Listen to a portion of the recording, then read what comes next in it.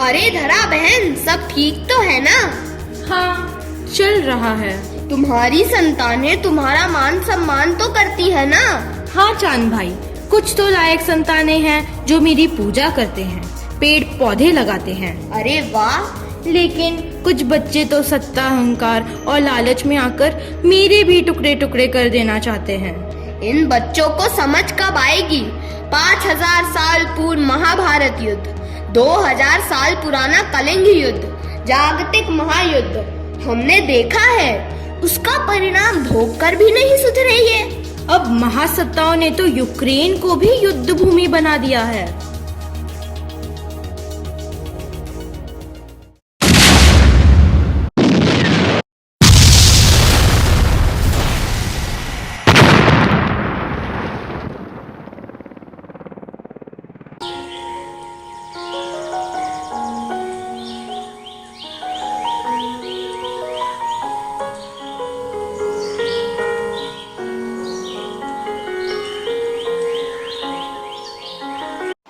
देखो बच्चों, सुबह कितनी प्यारी है, कितने सुंदर फूल खिल रहे हैं।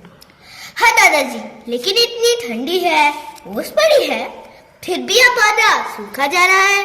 युद्ध में तेरे जैसे मासूम पौधे ऐसे ही सूख जाते हैं, पानी डालो। दादाजी, जो लोग लड़ाई में मारे जा रहे हैं उन्हें पानी पिलाकर जिंदा नहीं किया जा सकता? अरे पगले, ये पानी की नहीं अहंकार की लड़ाई है। इन्हें सयानापन का पानी चाहिए। दादाजी, मेरे पापा भी तो देश को बचाने के लिए लड़ने गए हैं ना? हाँ, ये महाभारत जैसी विचित्र लड़ाई है। तेरे पापा यूक्रेन नाटो से लड़ रहे हैं और तेरा मामा यूक्रेन के ऊपर रशिया के साथ एरोप्लेन से बम डाल रहा है। दादाजी, दादाजी, पापा को वापस बुला लो ना, और मामा को भी कहो ना। बेटे, ये पापा मामा की नहीं बल्कि महासत्ताओं की लड़ाई है। इन्हें समझाने के लिए कोई विवेकानंद या बुद्ध चाहिए। दादाजी, ये विवेकानंद, बुद्ध क्या कहे जा रहे हैं? मेरे तो कुछ समझ नहीं आया। मैं आपको भारतवर्ष के सम्राट अशोक और बुद्ध की कहानी सुनाता हूँ।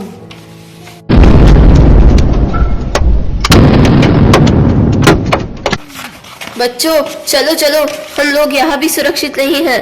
दादाजी बंकर में ही कहानी सुनाएंगे।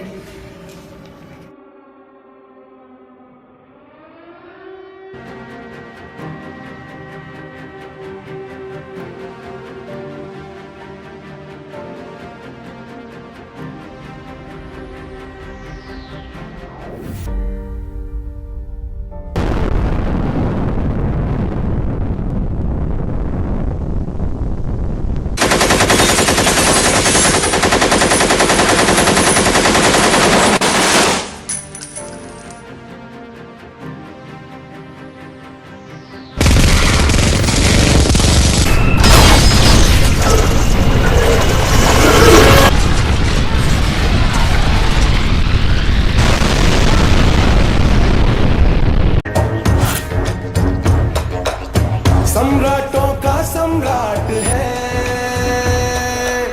सम्राटों में विराट है। मौर्य साम्राज्य के चक्रवर्ती देवानाम प्रिय सम्राट अशोक पधार रहे हैं। महाराज की जय हो। एक सुखद समाचार है। कहिए। उज्जैन शहर पर हमने कब्जा कर लिया है। वाह! और एक राज्य हमारे साम्राज्य में जोड़ दिया। पर दूसरी एक समस्या है। कौन सी समस्या?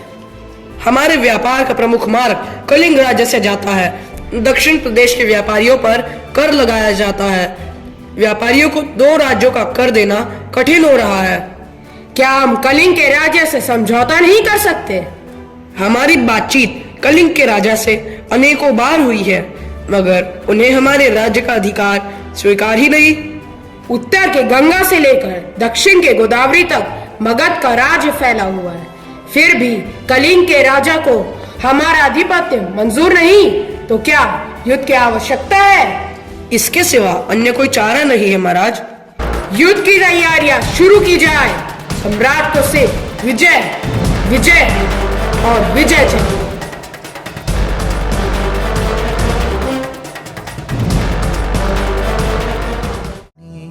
संकल्प बोल के हम तो निकल पड़े, हर द्वार खोल के गगन कहे विजयी भव, विजयी भव, गगन कहे विजयी भव।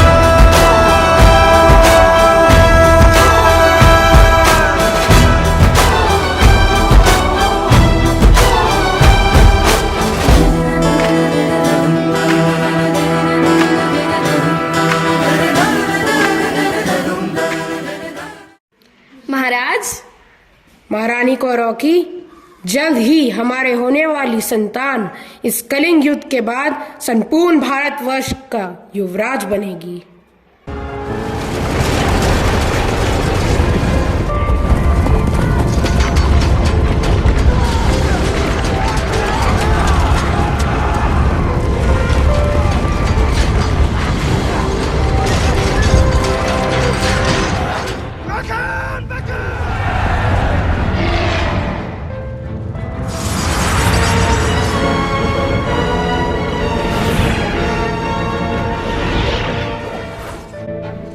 महाराज, हमने कलिंग के 1 लाख सैनिकों को मार गिराया है, 1.5 लाख से अधिक कलिंग सेना को बंदी बना लिया है।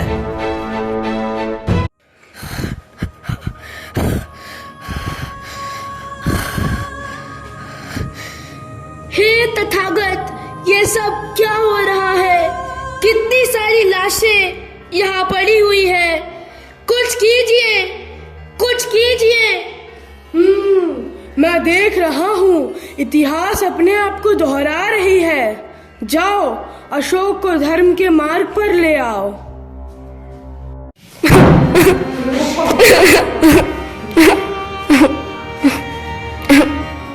अपने आप को संभालो महारानी कौरकी।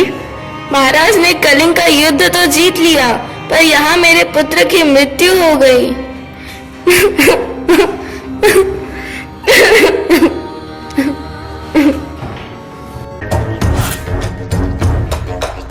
सम्राटों का सम्राट है, सम्राटों में विराट है, उससे पूछो तो वो कहे अपनी मिट्टी का दास है। आ गया जग में सूरज बन के वो आया, छा गया धर्मपुत्र बन के वो छाया, प्रेम का सबके दिलों पे ध्वज है फहराया। ये वही मौर्य वंश का अंश अनोखा है।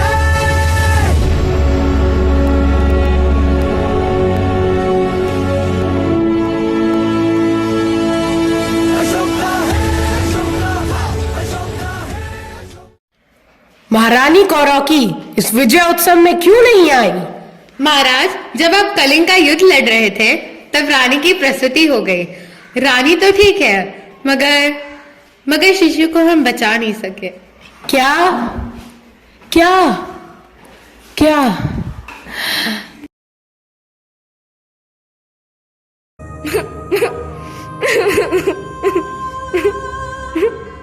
अपने आप को संभालो कौरकी, तुम पुत्र वियोग में दुखी ना होना।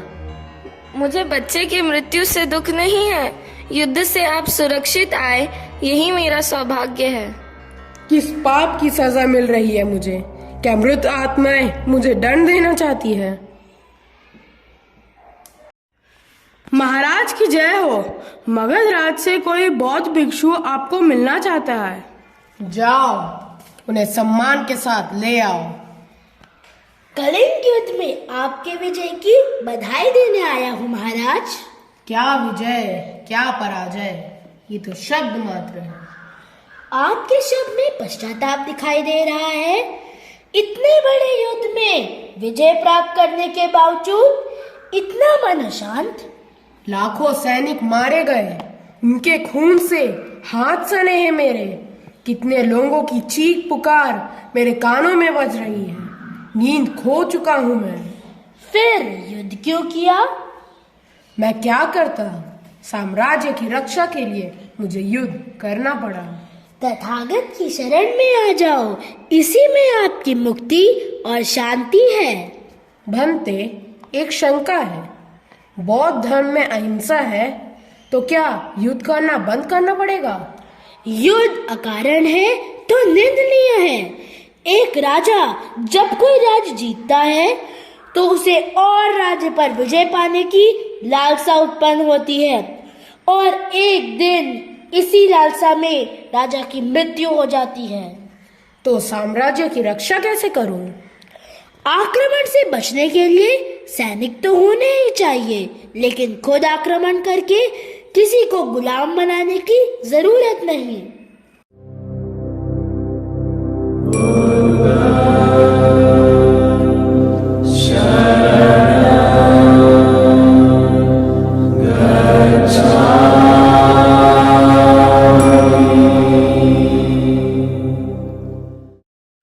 सम्राट अशोक, आप शक्तिशाली बनो, पराक्रमी रहो और अपने राज्य की रक्षा करो। शत्रु को भी आवश्यकता पर दंड दो या क्षमा करो।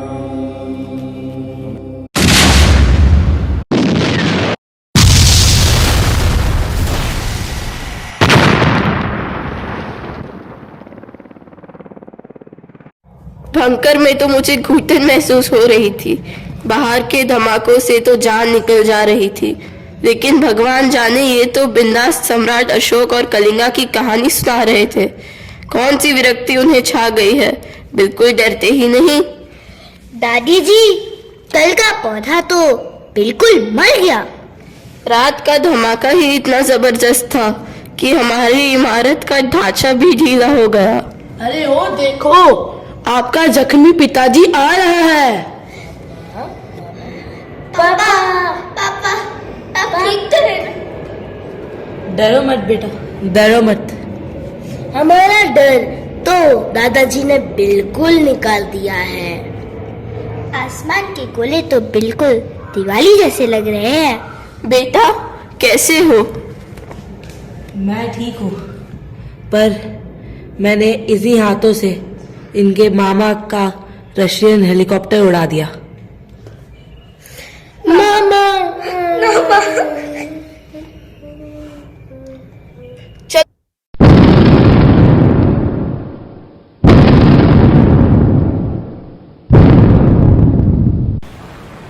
चलो चलो, बंकर में चलो। नहीं नहीं, स्वयं की मृत्यु को मैं देखना चाहता हूँ। ये तो भयुक्त शांति है।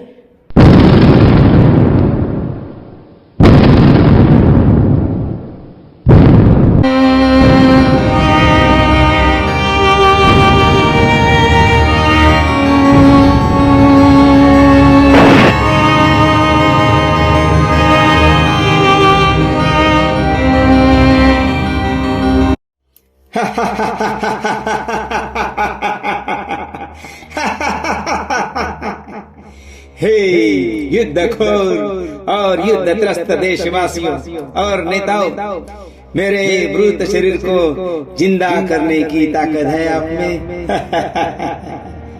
यहाँ मेरी प्राण प्रिय पत्नी, ये मासूम पोते और बेटा इस खंडहर मलबे में आखिरी सांस ले रहे हैं। लाशों के ऊपर अपना साम्राज्य खड़ा करके कौन सी बहादुरी जुटा लेनी। आखिरी सम्राट अशोक का मौर्य वंश भी परास्त हो गया। और इन पेड़ पौधों ने आपका क्या बिगाड़ा? उन्हें आपके अहंकार ने मिट्टी में मिला दिया। विश्व विजेता नेपोलियन ने मरने से पहले कहा था, शव पेटिका के बाहर मेरे हाथ निकाल के मेरा जनाजा निकाल और कहो दुनिया को, विश्व विजेता नेपोलियन खाली हाथ जा रहा। आपको जमीन ही चाहिए। अरे विज्ञान से कत्ले क्यों कर रहे हो?